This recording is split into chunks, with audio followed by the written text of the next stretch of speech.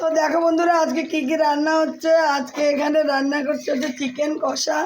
চিকেনটা কিন্তু খুব একটা লাল টুকটুকে করিনি, লঙ্কার গুঁড়া তো দিইনি। এই যে চিকেনটা এখন কষানো হচ্ছে, একটু কষা কষাই করব, বেশি একটা ঝোল করব না। তো চিকেনটা কষানো হচ্ছে, আলুগুলো হালকা ভেজেও দিয়েছি, কারণ চিকেন সেদ্ধ হতে তো বেশি সময় লাগে না। আর এদিকে হচ্ছে ফ্রাইড রাইস।